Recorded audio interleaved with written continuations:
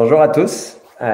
Pour ceux qui sont déjà connectés, ravi de vous avoir pour ce webinaire donc sur un sujet à la fois énormément d'actualité et qui est très pertinent dans le contexte actuel, mais surtout depuis longtemps.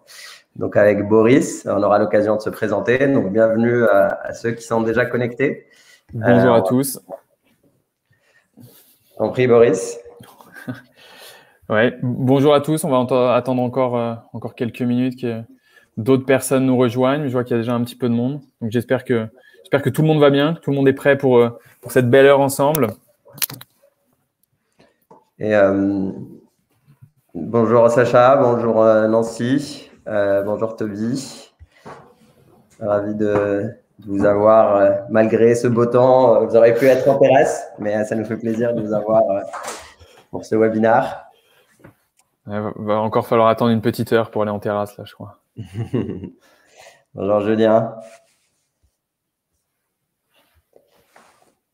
Du coup, pour l'idée, c'est une petite heure à voir ensemble. On couvrira plusieurs sujets, donc n'hésitez pas durant les interventions à poser vos questions. On y répondra au fil de l'eau, petit à petit, et aussi, bien sûr, on pourra prévoir un moment d'échange à la fin. Et bien sûr, à la fin, on vous laissera aussi nos différents contacts si vous avez des questions qui sont soit liées au content, soit aussi aux différents sujets abordés. Donc, ça sera un grand plaisir pour vous répondre et enrichir aussi l'échange en live par des échanges aussi par la suite. Bonjour Alexandre. Je vois qu'Erwan nous a rejoint aussi. Bonjour Erwan.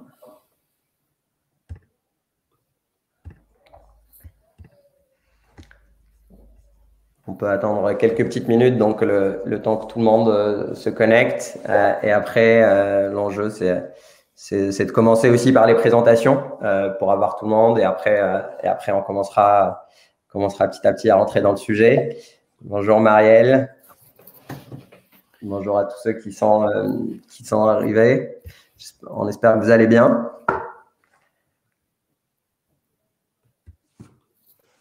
Je pense on peut commencer petit à petit, Boris, à la fois par se présenter et présenter donc les différentes solutions. Ça laissera aussi à tout le monde le temps d'arriver, de rejoindre un peu le train petit à petit. Donc le sujet qu'on aborde et que vous connaissez tous et donc qui est vécu au quotidien par à la fois tous les entrepreneurs, mais aussi tous ceux qui sont dans les gestions d'entreprise ou liés de près ou de loin à la fonction finance. Donc, c'est comment éviter les retards de paiement et encore plus durant les périodes de crise ou en tout cas les périodes incertaines où il y a beaucoup de changements de contexte, d'éléments de marché, d'incertitudes qui rajoutent un peu cette complexité et du coup à la fois les retards et leurs conséquences. Et donc, l'idée, c'est d'aborder ce sujet à la fois en termes de cause et surtout comment y répondre au mieux. Et donc, comme on l'a dit pour ceux qui étaient là au début, n'hésitez pas à poser vos questions dans le chat au fil de l'eau et on y répondra aussi brique par brique pour s'assurer qu'il n'y ait pas d'incompréhension et surtout que l'échange aussi soit animé, constructif durant les différentes étapes. Du coup, donc pour se présenter, je vais commencer par me présenter et je te passe la main, Boris. Pour ma part, donc après un passage plusieurs années dans le conseil en stratégie chez Roland Berger, je suis au sein de l'IBO depuis un bon bout de temps maintenant et je travaille sur 3 sujets principaux. Donc nos sujets de stratégie, mais aussi les sujets de partenariat, donc des partenariats produits et on verra par la suite, et aussi des partenariats de distribution. On verra aussi au sein de l'IBO comment à la fois la solution se structure et comment on offre ça à nos clients. Et on rentrera aussi dans quelques chiffres clés. Bonjour à tous. Du coup, il y a plusieurs messages assez sympas dans le chat. Bonjour Nancy de Guadeloupe. Il doit être un peu plus tôt chez vous que chez nous. Donc, merci de vous être levé tôt pour venir assister à ce webinaire. Pour me présenter, du coup, moi, je travaille chez GoCardless depuis 5 ans maintenant dans l'équipe commerciale de GoCardless. Au début, on était On était tous basés à Londres, on en parlera peut-être un petit peu après, mais maintenant on a un bureau à Paris et on travaille en direct. Alors, un peu comme chez vous, je dirais, on a une partie partenariat chez nous, une partie directe pour les entreprises qui veulent utiliser GoCardless. On abordera ça un petit peu après et on vous montrera un peu tout ce qu'on peut faire et comment on peut lutter contre les retards de paiement, comment on peut vous aider à ça, en tout cas chez GoCardless et chez Libéo juste après. Il y a quelques petites consignes qui sont sur cet écran que vous pouvez voir, mais je vois qu'a priori tout le monde dans le chat, tout le monde est, enfin beaucoup de monde est là et vous nous entendez bien, vous voyez bien les slides, c'est déjà un bon départ. Ces slides, elles vous seront envoyées à la fin par email, donc pas de panique, ne vous obligez pas à faire des captures d'écran à chaque fois. Et vous allez voir que sur la droite, vous avez deux onglets, un onglet chat, un onglet questions. N'hésitez pas à utiliser l'onglet questions, comme ça nous permet, nous, de les prendre une par une, d'y répondre soit à l'oral, soit par écrit, ou sinon, ça nous laissera une trace pour y répondre dans un second temps si jamais. Donc voilà pour les quelques consignes de départ, mais n'hésitez pas en tout cas à réagir tout au long de la présentation. On essaiera de rendre ça le plus dynamique possible, de rendre cette présentation le plus dynamique possible et la plus interactive possible. Parfait. Merci Boris pour cette intro. Du coup, l'idée, déjà Libéo. Libéo, c'est le spécialiste du paiement B2B, donc entre entreprises. Libéo existe maintenant depuis plus de 2 ans et demi. On est 70 employés donc à Paris, plus de 200 millions d'euros de transactions et de paiements par an et 70 000 PME, TPE françaises et européennes dans le réseau. Et on a la chance d'être accompagné par des investisseurs de qualité, à la fois internationaux et très connus dans le milieu de la tech. Et on reviendra un peu plus par la suite dans le détail de ce qu'on fait au sein de Libéo, mais pour donner déjà une première vision. Donc Libéo, c'est un outil qui permet de centraliser la gestion de factures fournisseurs, donc à destination des B2B, des PME et des TPE, de les valider en équipe et donc de construire des schémas de validation pour s'assurer que le suivi se fait en temps réel et qu'il n'y ait pas de perte d'informations ou beaucoup de tâches manuelles et donc d'éliminer toutes ces briques-là. Et surtout, et c'est vraiment notre spécificité, notre positionnement qui est unique, c'est que cette gestion de facture, elle est aussi liée au paiement. Et souvent, on verra par la suite que les grandes causes des frustrations et des problématiques qui sont liées au retard sont liées au fait que ces deux informations sont déconnectées entre la gestion et le paiement. Et donc, c'est ce gap-là qu'on vient nous compenser et en tout cas lier les deux activités, à la fois la gestion et le paiement, pour simplifier ça, automatiser au maximum. Et on verra par la suite comment ça peut avoir de l'impact sur les retards de paiement, donc les retards de paiement fournisseurs dans ce cas. Et nous, du coup, GoCardless, on est, je dirais, de l'autre côté. On couvre l'autre partie des flux puisqu'on est plus orienté sur le paiement client. Et GoCardless, on est une solution de paiement finalement spécialisée dans le prélèvement automatique et dans le paiement récurrent. Donc, pour vous donner quelques chiffres, aujourd'hui, on est un peu plus de 560 employés chez GoCardless, répartis dans 6 bureaux. Notre siège est toujours basé à Londres, mais notre deuxième bureau est à Paris depuis un peu plus de 3 ans maintenant, où on a une vingtaine de personnes, je dirais, dans le bureau de Paris, avec des fonctions support qui restent basées à Londres pour accompagner tous nos clients. Aujourd'hui, on a un peu plus de 65 000 clients au global. En France, on doit être quasiment à 4 000 entreprises utilisatrices de GoCardless, qui ont toutes un point commun finalement. Elles sont de secteurs très variés.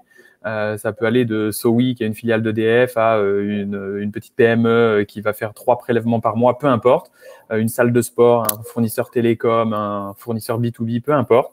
Mais tous nos clients ont une problématique commune, c'est sur les paiements récurrents, où on a beaucoup de valeur en étant lié à la facturation, comme le disait Imed un petit peu plus tôt. On en parlera un petit peu après parce qu'on explique un peu le flux. Mais voilà ce que fait GoCardless, et ça, on le fait à l'international. Donc, on fait du prélèvement à l'international sur 8 zones de paiement. En France, on a la chance de faire partie de la zone CEPA qui regroupe une vingtaine de pays de la même manière, je dirais. C'est aussi facile de prélever en Corse, en Bourgogne qu'en Allemagne ou en Espagne. Mais on est aussi présent sur d'autres zones, donc quasiment toute l'Europe, l'Amérique du Nord et l'Océanie. Et voilà. Et après, pareil, nous aussi, on a des investisseurs alors, qui sont pas les mêmes et qui sont aussi sérieux. On a des investisseurs comme Bain ou Accel ou Notion en Europe qui sont très connus. Et on avait fait un tour récemment avec Google et Salesforce, avec lesquels on a pas mal d'interactions aussi. Donc brièvement, voilà pour GoCardless. Et je pense, ouais, un des sujets les plus importants que tu as mentionné, Boris, et sur lequel on reviendra, c'est que à la fois les deux solutions sont agnostiques en termes de secteur, quel que soit le secteur et quelle que soit la taille. Les problématiques rencontrées sont relativement proches et les solutions sont assez proches. Et on a l'avantage, tous les deux, à la fois Libéo et GoCardless, d'être présents sur tous les secteurs. Et on reviendra aussi sur à la fois la problématique et la solution et à quel point elle est à peu près relativement proche entre les secteurs et les tailles. Oui, exactement. Du coup, en termes de programme, on vous a concocté un programme en 3 étapes. Je dirais, le premier, c'est déjà comprendre les enjeux. Qui est-ce que ça concerne aujourd'hui, les retards de paiement? Quelles sont les entreprises qui en souffrent le plus, entre guillemets, et surtout quel impact ça a sur l'économie, sur l'activité. Et donc là, je pense que vous le vivez tous au quotidien. En tout cas, et l'idée, c'est plus peut-être d'avoir une vision plus macro et de rentrer dans le détail petit à petit. La deuxième brique, qui est aussi extrêmement importante, c'est comment et quelles sont les bonnes pratiques pour éviter ces retards de paiement. Et le troisième, sur laquelle on arrivera du coup en conclusion, avant de conclure, c'est les solutions pour éviter ces retards et les solutions opérationnelles dans votre quotidien, mettre en place pour s'assurer qu'il n'y ait plus de retard de paiement, à la fois du coup du retard de paiement fournisseur et du retard de paiement en termes de collecte client. On espère du coup que ces 3 sujets couvrent vos attentes. S'il y a d'autres briques ou que vous ne voyez pas ou qui vous paraissent pas couvertes, n'hésitez pas à nous le signaler dès maintenant. Je pense qu'on pourra partir sur aussi d'autres éléments qui vous intéressent petit à petit. L'enjeu, c'est que ça réponde à vos attentes et vos besoins. Et donc, je pense qu'on aura l'occasion d'avoir cet échange-là par la suite. Donc, naturellement, pour commencer, on attaquera sur les enjeux des retards. Le premier point, et je pense que je vais te laisser, Boris, pour le coup, commenter un peu ces chiffres qui sont assez importants et assez conséquents. Et donc, le constat, c'est quels sont les coûts et les faillites ou les impacts des retards de paiement aujourd'hui. Oui, exactement. Alors, chez GoCardless, on aime bien faire des études sur tout ça pour essayer de comprendre, mesurer un petit peu les impacts qu'on a. Et il y a quelques chiffres que personnellement, je trouve assez important de mettre en avant et qui sont assez hallucinants. Mais toutes les 33 minutes, je ne sais pas s'il y en a dans le chat, n'hésitez pas à mettre dans le chat si vous avez une idée de ce à quoi ça pourrait correspondre, ou même le 25% et le 19 milliards. Et juste pour voir si quelques-uns d'entre vous ont des idées, on ne va pas vous laisser 10 minutes parce que sinon, ça va être un blanc et on va mettre une musique d'attente. Mais toutes les 33 minutes, finalement, en France, on a une PME qui meurt en raison de problèmes de trésorerie. Donc, ça veut dire que pendant ce webinaire, il y a une entreprise qui va disparaître à cause de problèmes de trésor, peut-être 2 si on déborde un peu et que vous posez beaucoup de questions. Mais ce chiffre, il n'est pas si anecdotique que ça. Finalement, il est assez important. Je ne pense pas que c'était aussi rapide, je dirais. Mais c'est dommage de se dire que finalement, aujourd'hui, il y a des entreprises qui ont des super produits, des super services, un super positionnement sur le marché, qui ont une tarification qui correspond bien, qui répond aux attentes de leurs clients, mais parce qu'ils ont des problèmes de trésor, ne peuvent pas continuer leur activité. Pour le lier avec le 25%, finalement, quand on prend toutes ces entreprises qui disparaissent, il y en a 25% d'entre elles, c'est la principale raison est liée au retard de paiement. Et donc ça, c'est pareil, c'est pour faire le lien avec ce que tu disais avant, Imed, c'est hyper dommage de se dire qu'encore une fois, on a un bon produit, un bon service, nos clients sont contents, etc. Mais on disparaît parce qu'on ne se fait pas payer du service, ce qui est dommage.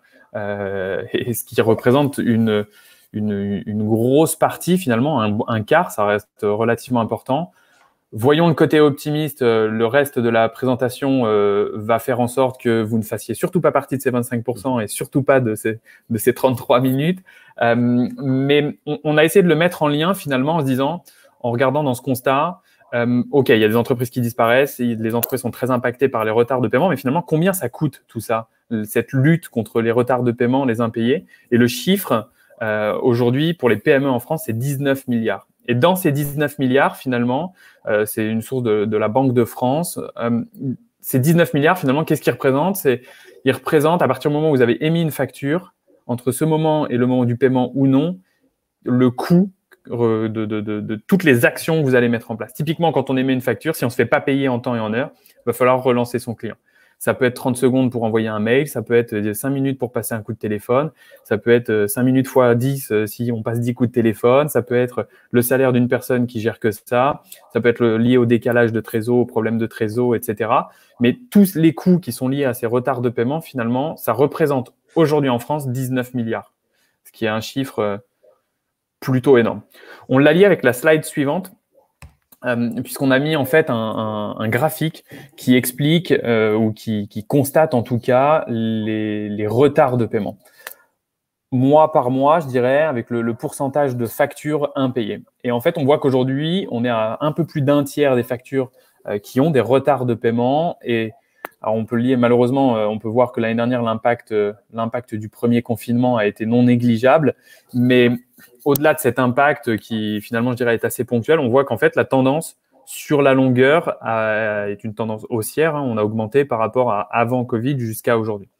Donc, d'où l'importance on en parlera un petit peu après, mais d'où l'importance de se prémunir de ça, de faire tout ce qui est en notre possible pour ne pas être impacté par ces retards de paiement et ne pas avoir tous les problèmes, tous les coûts liés, les problèmes de trésor, etc., qui en découlent finalement. N'hésitez pas à nous dire dans le chat si vous avez ressenti ça aussi de manière opérationnelle dans vos quotidiens, dans votre gestion. C'est un peu ce décalage entre l'année d'avant et donc avant mars, avant Covid. On a vu la partie confinement et il y a à la fois du logique et une partie qui était complètement inattendue. Et surtout, si cette tendance se confirme sur le long terme, je pense initialement, quand il y a eu ce pic, on s'attendait tous à ce que ça soit résorbé au fil de l'eau. Aujourd'hui, on se rend compte que c'est une tendance malheureusement long terme. Et donc, c'est intéressant aussi de savoir si vous le vivez, vous le ressentez dans votre quotidien et dans votre gestion. Et donc, je pense que l'idée aussi, et ce que tu mentionnais, Boris, c'est que à la fois, c'est un coût qui est énorme, à la fois, donc c'est structurellement aujourd'hui en augmentation, mais surtout, ce qu'on se rend compte, c'est que ça touche tous les secteurs et aussi toutes les tailles d'entreprise. Donc, quand on regarde à gauche, c'est le graphe, c'est le pourcentage des entreprises qui souffrent de retard de paiement. Donc, à la fois du retard de paiement client, et donc là, ils ont de la complexité à collecter leurs factures émises. Ça peut être du B2B, ça peut être du B2C. Donc, soit effectivement des abonnements, des télécoms, salles de sport, comme on mentionnait, mais ça peut être aussi des prestations de freelance dans l'information et la communication pour créer une marque, pour créer des campagnes marketing. Ça peut être dans la logistique, dans les services aux entreprises, dans les industries. Donc, c'est vraiment dans tous les secteurs. Et il y a même des secteurs comme les services aux entreprises. Donc, on inclut là-dedans le conseil, on inclut tous les accompagnements B2B. Il y a quand même quasiment plus de 2 entreprises sur 3 qui subissent de retard de paiement client, et ce qui est phénoménal. Et de même pour les retards de paiement fournisseurs, parce qu'au final, c'est les 2 faces d'une même pièce. Quand on a du mal à collecter ces factures clients et donc à faire rentrer le cash et à le ramener au compte en banque, bah forcément, ça s'impacte de manière directe sur notre capacité à payer les factures fournisseurs et donc en termes de retard de factures fournisseurs. Et on voit ça, une corrélation assez directe. Au final, les secteurs où il y a le plus de retard de paiement client, il y a le plus de retard de paiement fournisseur et c'est une cascade qui descend petit à petit des plus grosses entreprises aux plus petites. Et on le voit pour le coup sur le graphe à droite.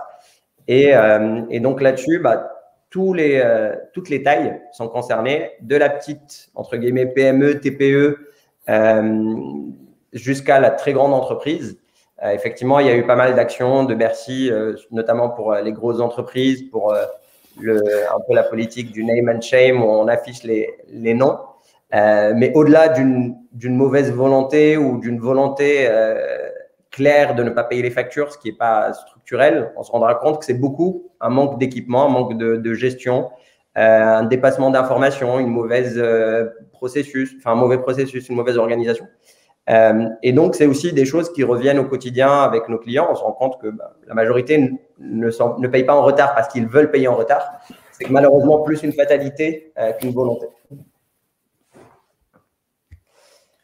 Et donc, ça, c'est principalement nos constats principaux qu'on voulait vous partager et surtout les enjeux.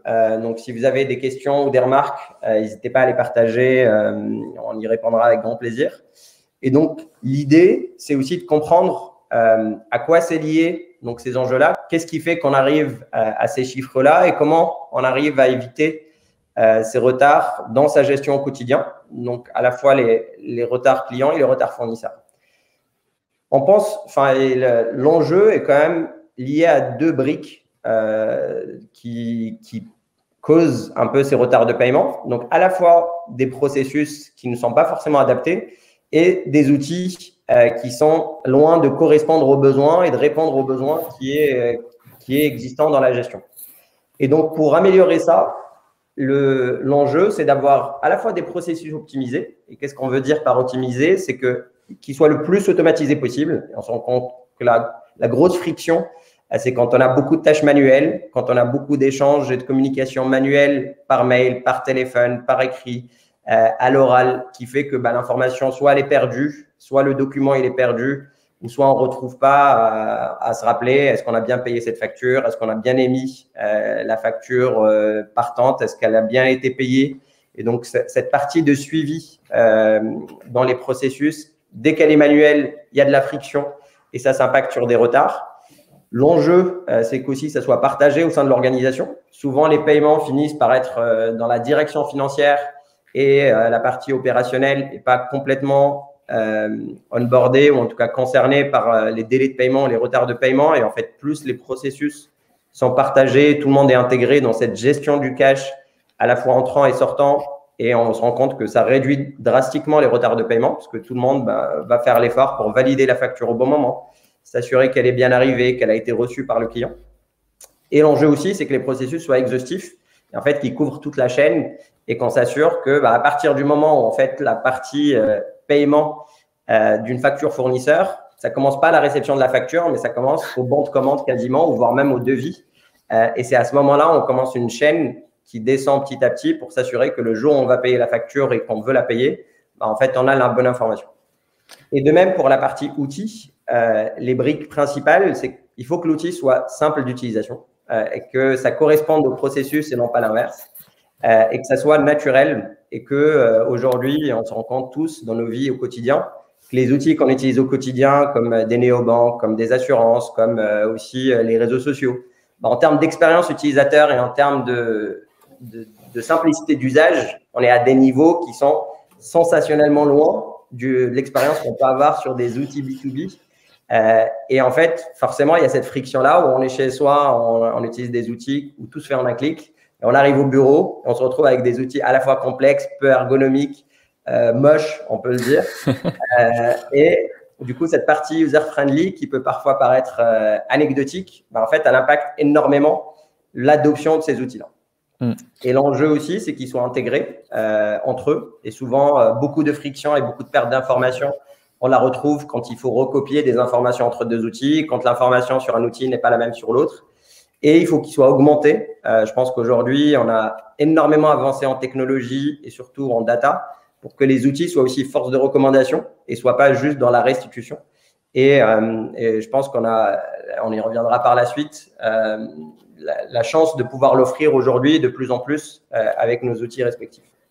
Oui, bien sûr. On avait fait, sur ce point, on avait fait une étude l'année dernière où on a interrogé des clients, des payeurs qui avaient des retards de paiement en leur demandant finalement pourquoi ils en avaient, ce qu'ils attendaient vraiment de leur fournisseur. Et un chiffre qui m'avait marqué dessus, c'est qu'il y en a plus d'un sur deux, je crois que c'était 54%, enfin même plus d'un client final sur deux, un payeur finalement sur deux, qui mettait en avant que son fournisseur ne faisait pas assez pour l'aider à payer en temps et en heure. Et c'est tout bête, mais ça rejoint exactement ce que tu disais avant, de se dire on envoie la facture, peu importe le côté, que ce soit pour payer un fournisseur ou pour se faire payer, c'est pas là que ça commence finalement, et c'est pas là que ça s'arrête non plus de ton côté, enfin du côté en tout cas l'IBO, c'est pas là que ça commence le règlement fournisseur, mais du côté payeur, c'est pas parce qu'on a envoyé la facture qu'on va forcément se faire payer.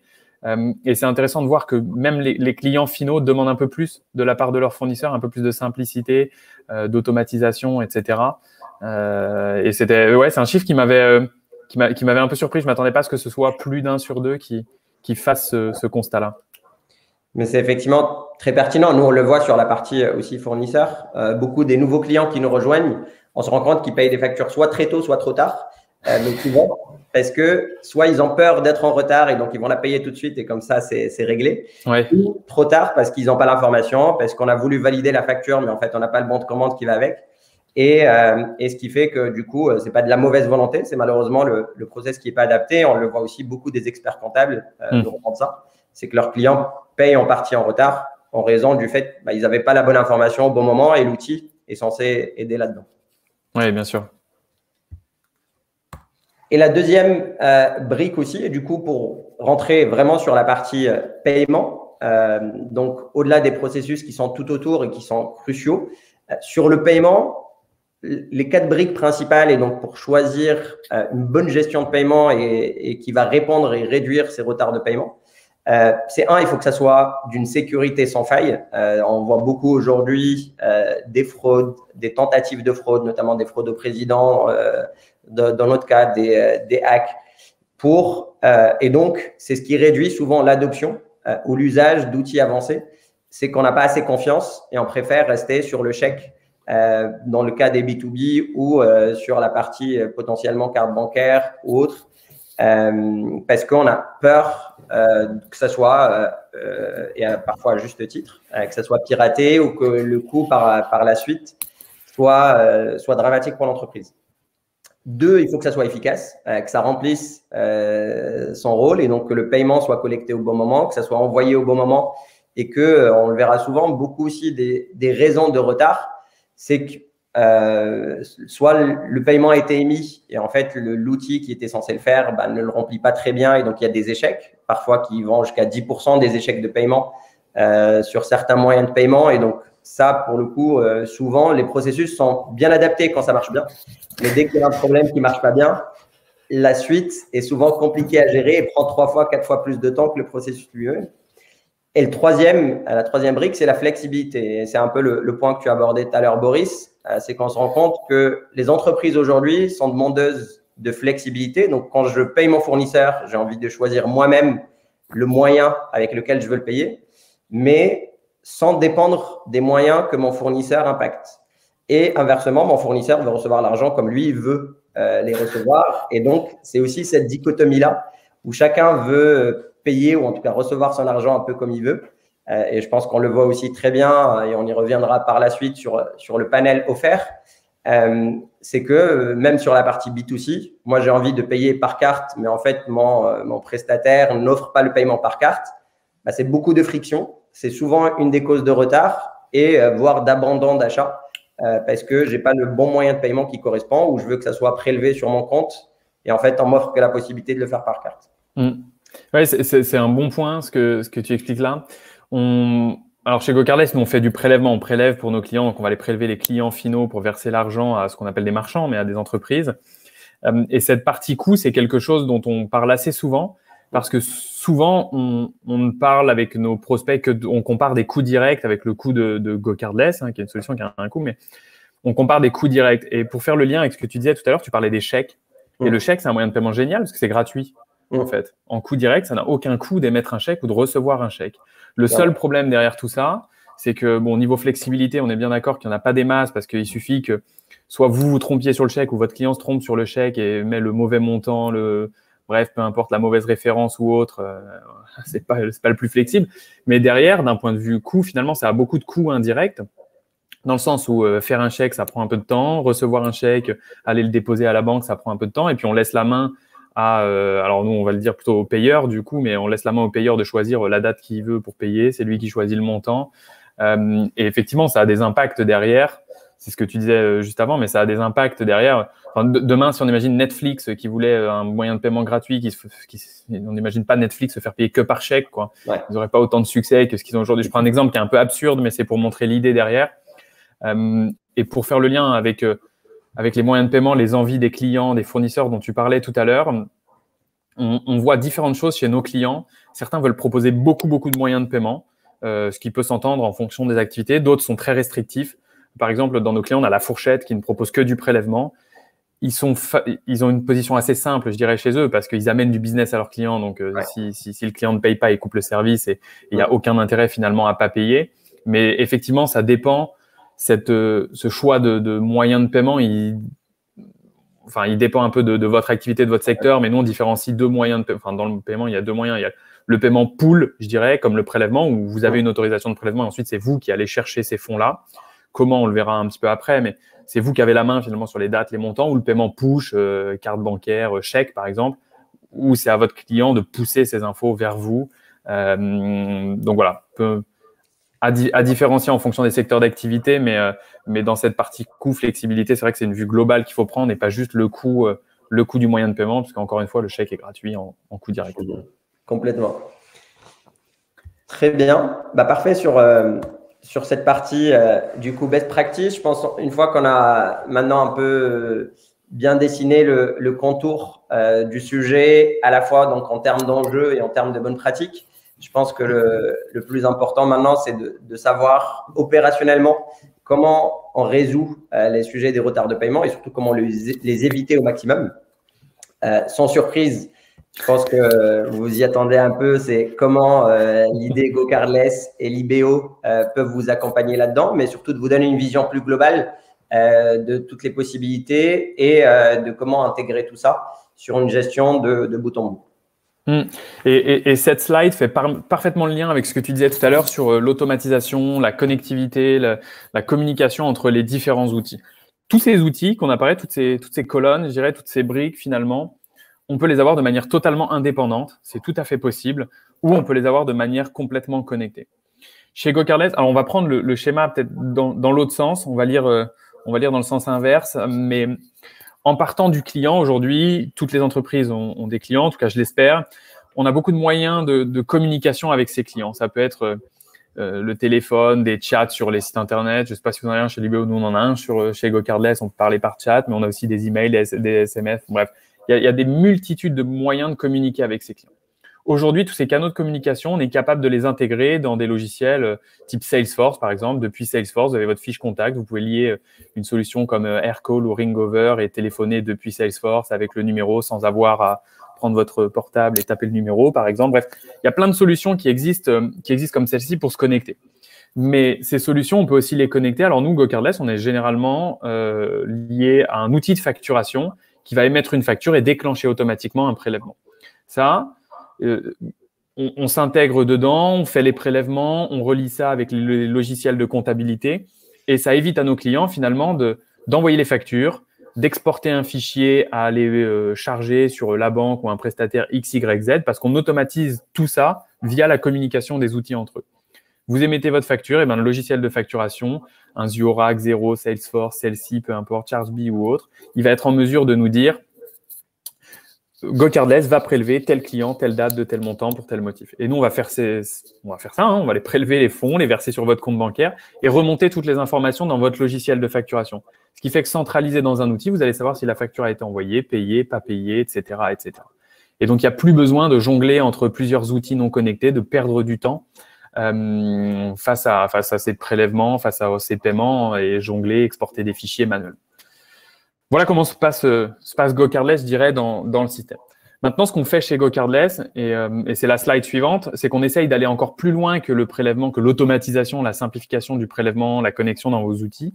On essaye d'aller plus loin pour, encore une fois, améliorer votre réseau, vous gagner du temps et faire que vous vous concentriez sur votre métier, qui est là que vous avez généralement le plus de valeur ajoutée. Et donc, on a lancé, il y a un peu plus d'1 an maintenant, un outil qui s'appelle Success Plus. Success Plus, c'est quoi ? On est parti du constat finalement de se dire qu'aujourd'hui, quand vous faites un prélèvement, il peut y avoir des échecs de paiement, ça arrive. Souvent, c'est lié à des fonds insuffisants. C'est pas très grave, mais c'est toujours un petit peu embêtant parce que ça impacte le délai de paiement. Donc ça, ces échecs, vous avez plusieurs solutions pour les gérer. Soit vous les représentez une fois quand vous pouvez, quand vous voulez. C'est un peu au petit bonheur la chance. Si vous représentez que ce jour-là, il y a les fonds, tant mieux. Soit vous pouvez aller un peu plus loin, faire plusieurs représentations, mais ça reste assez binaire finalement. Est-ce que ce jour-J, il y a de l'argent ? Oui, non. On ne sait pas trop comment ça se passe, mais oui ou non, il y a de l'argent, coup de bol ou pas de bol. Chez GoCardless, voilà, Success Plus, c'est cette partie-là. Ce qu'on s'est dit, c'est qu'on a un peu plus de 65 000 clients qui prélèvent certains chez 3 clients, certains chez 3 millions de clients tous les mois. Donc, on a beaucoup de données et on a créé un algorithme qui analyse tout ça pour se dire, finalement, c'est cet algorithme qui va choisir à quelle date représenter en fonction de votre secteur d'activité. Donc, on va prendre, par exemple, un fournisseur télécom sur le marché français. On va prendre sur la zone CEPA tous nos clients qui ont un profil similaire. À quelle date on observe le taux de succès le plus important? Et c'est l'algorithme qui choisit automatiquement et qui permet d'avoir la meilleure solution finalement, parce que vous ne vous occupez pas à partir du moment où il y a un échec de paiement de le représenter. C'est nous qui le faisons pour vous. Vous choisissez la période sur 4 ou 6 semaines. Est-ce que vous voulez qu'on représente 1 fois, 2 fois ou 3 fois? Et finalement, c'est ce qui amène le plus haut taux de succès, la meilleure solution en connectant tous ces outils pour gérer ces échecs et les représentations derrière. Sur la slide suivante, on a mis quelques chiffres finalement, mais aujourd'hui, sur cet outil Success Plus, on a un peu plus de 11 000 entreprises qui l'utilisent et qui ont constaté, après ces 3 représentations, un taux de recouvrement de 76%. Et ce taux, pour le mettre en perspective, je vous le lance comme ça vous parle peut-être pas, mais sur le marché, la moyenne est de 40% de recouvrement, peu importe la solution utilisée. Donc, si on fait le lien avec les 19 milliards d'une des premières slides, ce taux de recouvrement de 40% qui est la moyenne marché, il inclut des clients qui en font un petit peu, beaucoup, qui vont au contentieux, qui ont une équipe juste pour relancer les clients, bref. Peu importe la manière dont c'est fait, ça représente 40%. Success Plus, en amenant cette brique d'analyse, arrive automatiquement à 76%. Ça veut dire que sur vos échecs, vous retrouvez 76% sans rien faire finalement, de manière automatisée. Et c'est le lien avec la partie temps économisé, on en parlait tout à l'heure. Mais finalement, si vous vous occupez plus des représentations, vous occupez plus des paiements, plus des représentations ou qu'une petite partie, eh bien, ça fait économiser un temps incroyable. Et on parlait de coûts tout à l'heure. Et ben finalement, économiser 60% de temps sur un boulot, un salaire, une personne qui va prendre ce temps pour faire des tâches ou des missions qui ont beaucoup plus de valeur ajoutée, et ben ça a un coût indirect et c'est un bénéfice qui est clairement non négligeable. On accompagne Payfit depuis un bon moment qui nous expliquait, sans parler des coûts directs, mais en parlant des coûts indirects, que pendant 3 ans, ils avaient embauché personne pour relancer leurs clients, gérer les retards de paiement, parce que tout était automatisé dans leurs outils. Donc, c'est pas un coût en direct, mais économiser 3 ans de salaire sur une personne qui s'occupe juste de relancer les clients, suivre les paiements, etc., c'est quand même non négligeable. Maintenant, on a mis une dernière slide. On va essayer d'aller un petit peu plus loin parce que je ne sais pas si vous avez entendu parler de l'open banking, mais il y a pas mal d'opportunités dedans. Ce qu'on aimerait faire chez GoCardless, le prélèvement n'étant pas instantané, on a lancé il y a le mois dernier au Royaume-Uni une fonctionnalité qui s'appelle Instant Bank Pay qui permettrait à la mise en place de l'autorisation de prélèvement, du mandat en ligne, de créer un premier paiement par virement instantané et de le lier à du prélèvement derrière. Donc, par exemple, si demain, vous êtes dans une entreprise qui a besoin d'un premier paiement rapide, sécurisé pour activer un service, par exemple, eh ben, on va être en mesure demain, bientôt en France, pour l'instant, c'est qu'au Royaume-Uni, mais bientôt en France, de faire un virement instantané pour le premier paiement, mais surtout de le lier au prélèvement derrière. Donc, on en reparlera dans quelques mois. On va assez vite dessus, mais c'est ce qui devrait arriver. Et du coup, une fois que la partie, je dirais, collecte et surtout prélèvement est optimisée, l'autre brique qui est aussi assez importante et surtout sur la partie fournisseur, aujourd'hui, quelle que soit l'entreprise, il y a des fournisseurs qui peuvent être soit, déjà, ça peut commencer le loyer, ça peut être commencé sur des choses très basiques et après sur des secteurs où il y a de la transaction de marchandises ou de services. Le nombre de fournisseurs peut augmenter exponentiellement.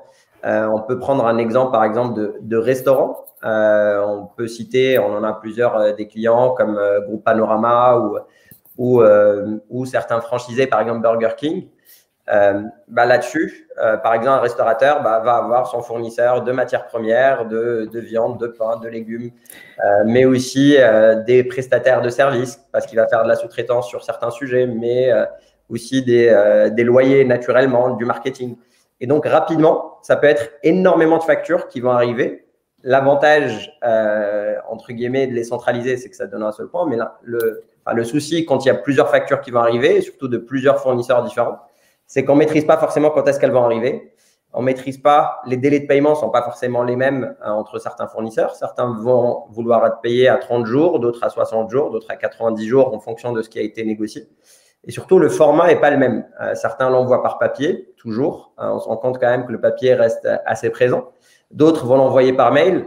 Mais surtout, il y a aussi beaucoup de factures qui vont arriver dans les espaces clients. On peut penser, par exemple, même à des factures qui sont payées par prélèvement ou même des achats, par exemple Amazon ou Office Depot ou des centrales d'achat, par exemple parfois Métro, il y a la facture qui va arriver sur l'espace client directement et donc elle n'est pas forcément, il faut la télécharger et la remettre dans son outil de gestion.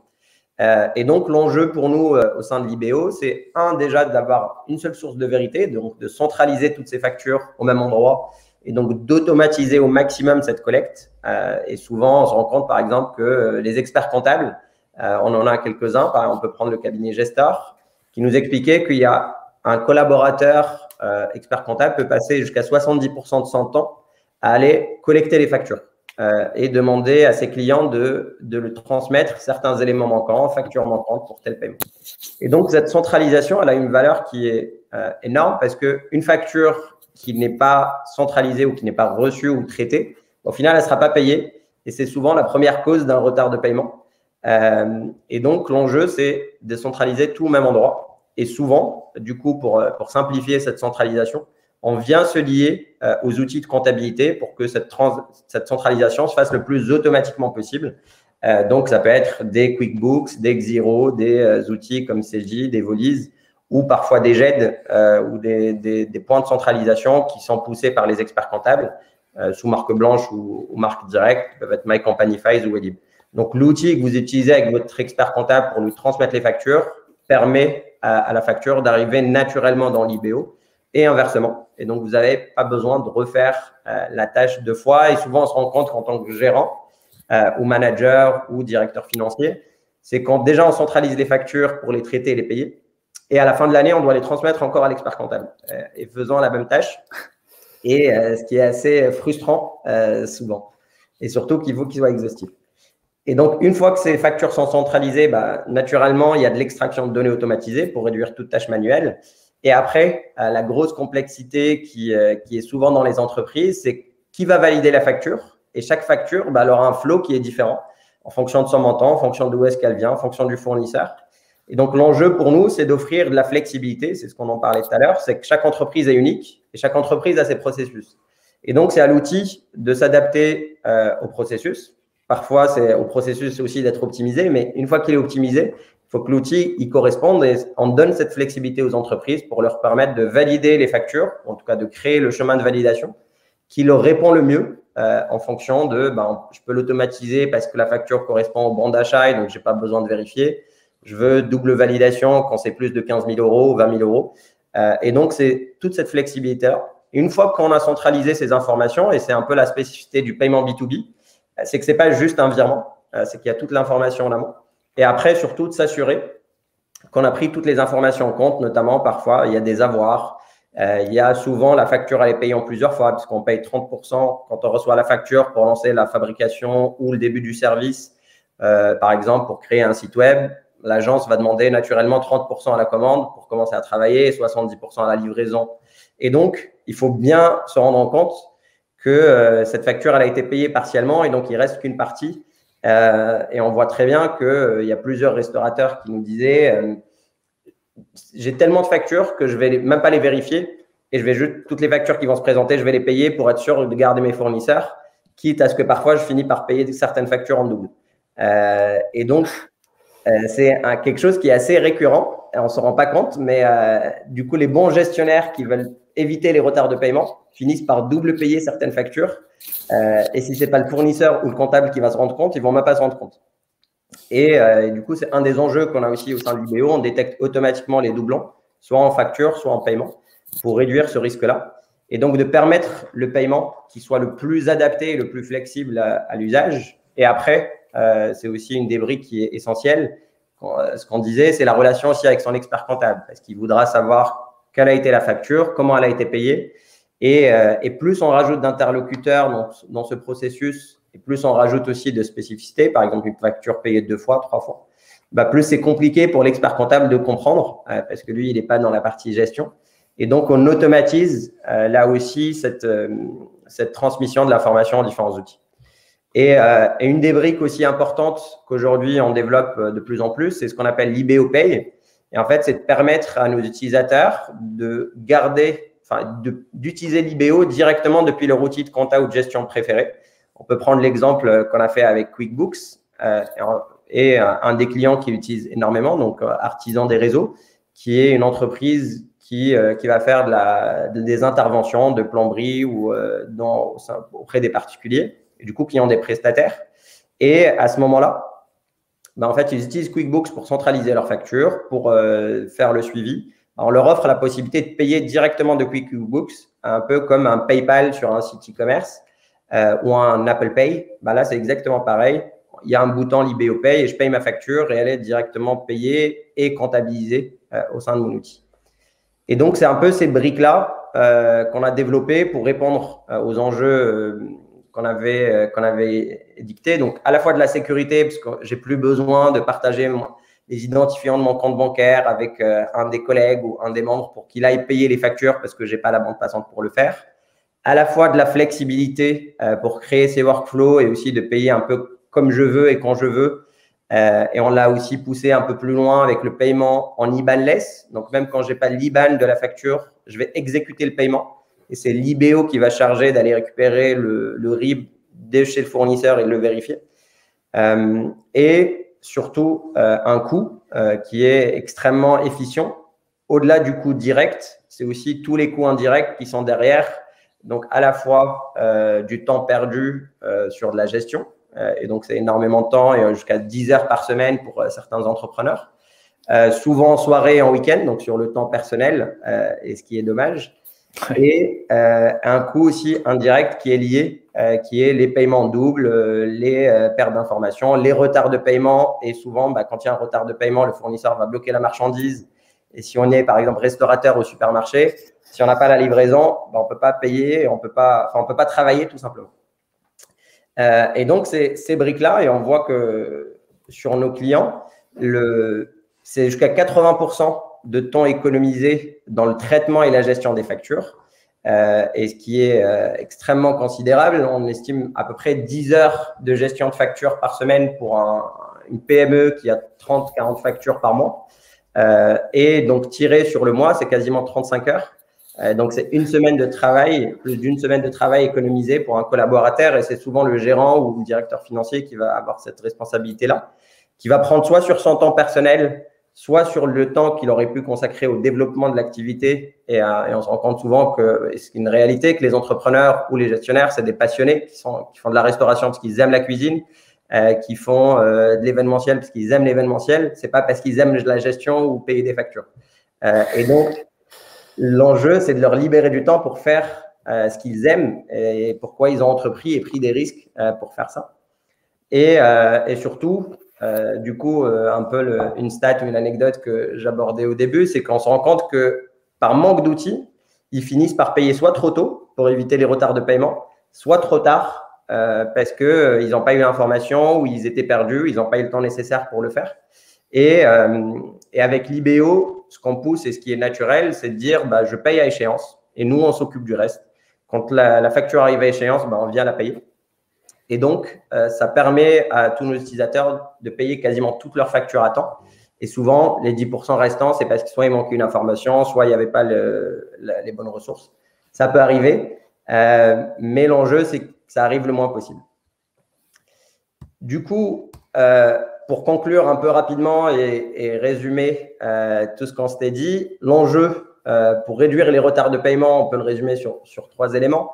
C'est d'avoir des moyens de paiement à la fois efficaces, qui répondent aux besoins et de s'assurer que ça s'exécute bien et que le paiement est soit collecté, soit envoyé en temps et en heure. De la flexibilité pour vous, pour vos clients et vos fournisseurs qui permet en fait à tout le monde d'avoir des moyens de paiement qui s'adaptent à sa façon de gérer. De mettre les paiements au cœur de l'organisation parce que c'est ce qui responsabilise tout le monde et ça devient une responsabilité partagée. Et donc, de s'assurer que tout le monde partage cet objectif de ne pas avoir de retard de paiement. Et donc, ça commence de la gestion jusqu'à la comptabilité. Et le dernier élément qui est le plus important, c'est que tout ça soit sécurisé pour éviter toute perte d'informations, d'argent et donc de coûts qui peut être parfois assez conséquent. Et donc, l'enjeu, c'est de garder un peu ces 3 briques en tête et de les mettre en place pour avoir à la fois des processus efficients et des outils qui vous accompagnent, qui vous automatisent tout ça au maximum. Donc, voilà un peu les 3 éléments de synthèse et de conclusion. Ravi pour nous, surtout, d'avoir vos retours, vos questions, si vous en avez, et des remarques sur les contenus partagés ou des éléments qui n'étaient pas très clairs. Merci, merci Ahmed. On n'a pas encore beaucoup de questions dans le chat ou dans l'onglet questions, mais effectivement, je crois qu'on a dû mettre sur la slide suivante ou autre. Si jamais vous avez d'autres questions qui viennent pas tout de suite, tout à fait possible de nous contacter, de demander à nos équipes de discuter avec elles. Donc, vous pouvez nous écrire en direct avec Ahmed. On fera le dispatch en interne pour vous mettre en relation avec les bonnes personnes. Mais oui, effectivement, ravi d'avoir vos retours sur cette présentation, sur vos situations chez vous. Donc, n'hésitez pas. Et surtout, on espère que vous n'aurez pas de retard de paiement, en tout cas plus de retard de paiement, ni à l'encaissement, ni à la gestion. Nous, c'est notre objectif, et donc ravi de vous accompagner aussi par d'autres conseils ou par d'autres solutions, ou si vous avez aussi des éléments qui vous pensez sont spécifiques à vos activités. Je pense qu'on a l'avantage d'avoir des solutions qui sont agnostiques en termes de secteur, mais on comprend aussi que chaque entreprise a ses besoins spécifiques et à la fois liés au secteur, à la taille, mais aussi à la façon de travailler. Et on sera ravis d'y répondre et de vous aider à mettre ces solutions de manière opérationnelle et de réduire au maximum tout retard de paiement dans vos gestions.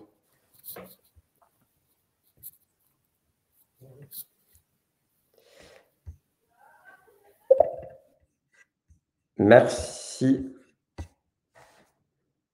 Alors, il y a une question, oui, c'est pour moi a priori, sauf si tu veux y répondre, Ahmed. Je passe ta Non, je t'en prie. Alors, il y a aujourd'hui 3 possibilités d'utiliser GoCardless. La première, c'est effectivement avec des logiciels de facturation, comptabilité. On a toute la liste sur notre site internet dans l'onglet, c'est ce qu'on appelle chez nous des partenaires. Dans ces partenaires, finalement, on a une intégration native. Alors, je fais le lien avec ceux dont tu parlais tout à l'heure, Ahmed, mais Evolise, on est intégré, Xero, on est intégré, QuickBooks au UK, mais ça arrive sur la zone CEPA. En fait, dans ces logiciels, vous avez généralement soit une marketplace ou un store ou une partie application partenaire.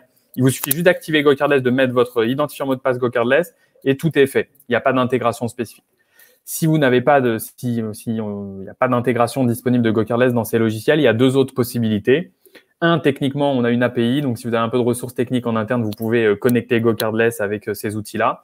Si vous n'en avez pas, on a une interface en ligne, un tableau de bord finalement qui vous permet de gérer vos prélèvements.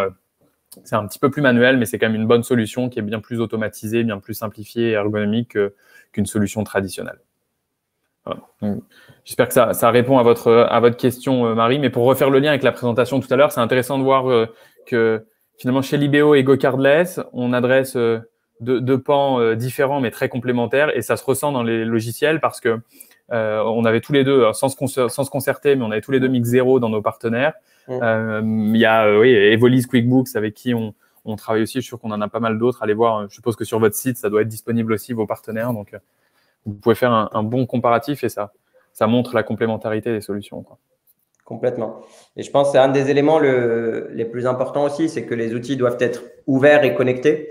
L'enjeu, c'est pas de vous faire changer d'outils pour mettre en place des éléments qui vous permettent de réduire les retards de paiement.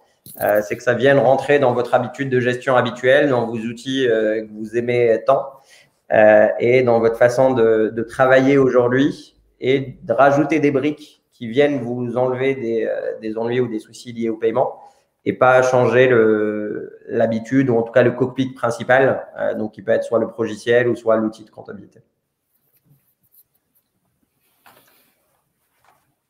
Très bien. Merci à tous pour votre présence, pour les questions qu'on a eues et aussi, j'espère que ça a répondu à vos attentes et vos besoins.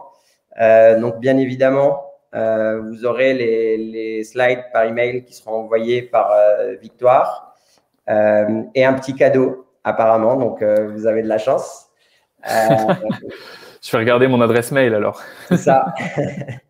Et si vous avez des questions, des doutes ou des interrogations, n'hésitez pas à nous contacter. Donc, vous avez bien nos adresses mail à la fin. Et pareil, en réponse du mail que vous allez recevoir, avec grand plaisir pour vous aider, vous accompagner et répondre à vos enjeux. Merci beaucoup. Merci, Imed. Merci à tous. Et puis, à très bientôt. En attendant vos mails aussi, du coup. À très bientôt. Merci, Boris. Merci. Au revoir. Au revoir.